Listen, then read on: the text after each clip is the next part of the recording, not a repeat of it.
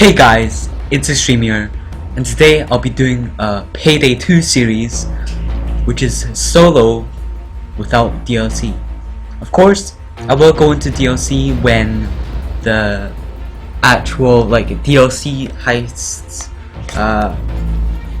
when I come to them, but I'll try and do solo without DLCs, level 0 with no infamy, no cash whatsoever, just to do it. So first of all, in this video I'll be covering the options, what options you should have when you're starting up a new game, just to improve your performance, improve your frame rate.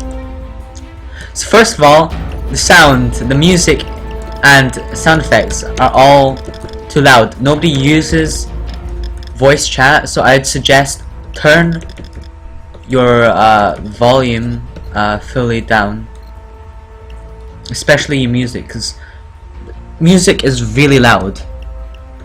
You can use voice chat if you want. Nobody really uses voice chat in Payday 2 though, but it can be useful in Payday 2 with your friends. And then these are the soundtracks for each heist, which aren't that important. So the most important thing is what controls should I use? Well, first of all, your sensitivity.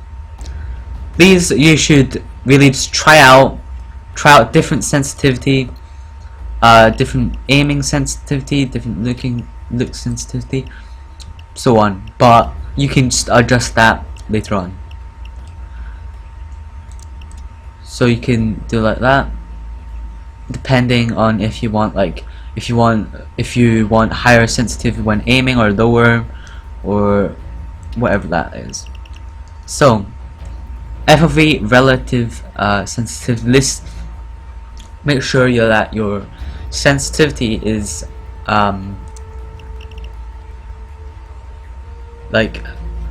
adjusted to depending on where you're when you're zooming in or not. It doesn't really matter.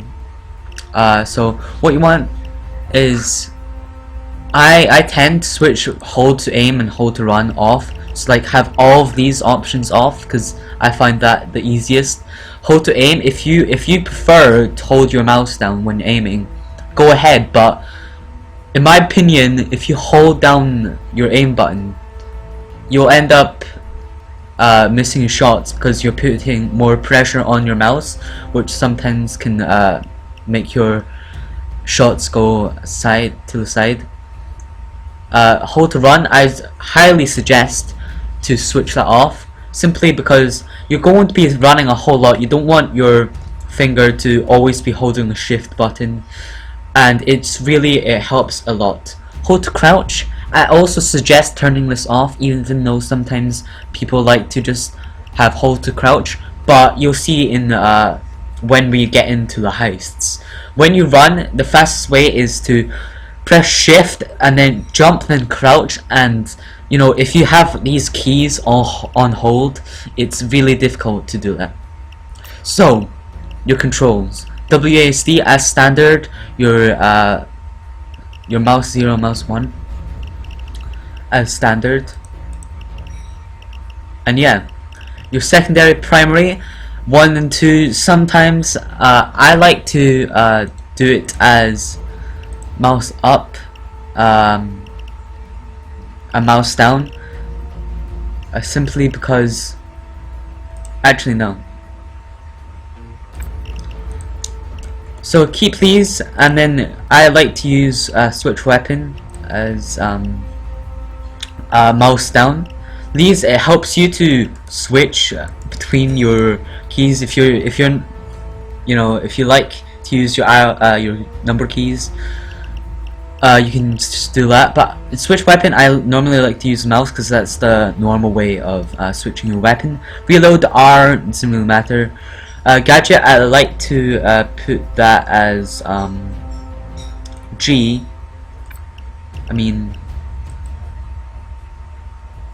But gadget on and off is just any free space that you can easily, press. So Q is fine. Weapon fire mod, this doesn't really, you're not gonna use weapon fire modes too much, so it doesn't really matter. Throwable, I don't really like having it as 3. I normally put it as normally put this as X and this is M. So change to probable M because it's out of the way, but I might change that in a second. Run left shift, that's normal. Space, yeah. These are just like standard mouse keys. Melee attack, I like to switch that to F, because shout interact, it's much more useful to have it slightly closer. Melee attack, sure, it's useful at times, but it's not really too useful. Stop AI, that doesn't really do much. You can keep it at Z if you want, or you can do other stuff. Deployment, G, it's good because it's closer. Trap message, you can do T, you can do slash. Push to talk, really don't use push to talk much, so you can choose whatever you want. Spec weapon B, deploy bipod, you don't really deploy the bipod too much, so you can leave that as 4. In vehicle, so this is when you're driving a car. Not much to say about this, it's just, you know, standard stuff. You can change maybe your camera mode, but you're not going to really use vehicles that much in this game. Video, so this is quite, so resolution is, if you don't know what that is how big the screen is, if you want it fit your full screen or not. Full screen, I switched it off for the purpose of this video to record. You can switch it on if you want. Subtitles, that's these, it doesn't really matter. I would suggest keeping these on though, because it really helps. Brightness, turn that all the way up. It should normally be like here. Turn that up so that you can see better. Fit quality, you don't need one. If you have a beastie PC, turn that all the way up. It doesn't really matter. But if you want really good FPS, switch that all the way down. You don't really need it that much. VSync, I would suggest switch that on. It helps, you know, make it less like choppy, which does help a lot. These, you know, you can switch that on and off, you know, depending. I would not use HQ weapons because it lags your game a bit. I would suggest to keep this low, or well, really just turn these to max if you have a good PC. But if you want a good FPS, I wouldn't suggest turning it to very low because it doesn't improve the performance that much, and it's like it's normal. Very low shadow quality, it helps improve the performance quite a lot.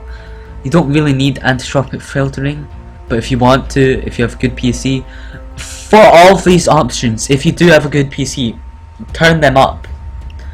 I would suggest low animation quality, and you can choose to have SMAA or not, but I would just leave it FXAA. So, course limit, I would suggest low, but if you really want ultra, it doesn't really matter. It's how many corpses, dead guards and stuff that are lying around that you'll have.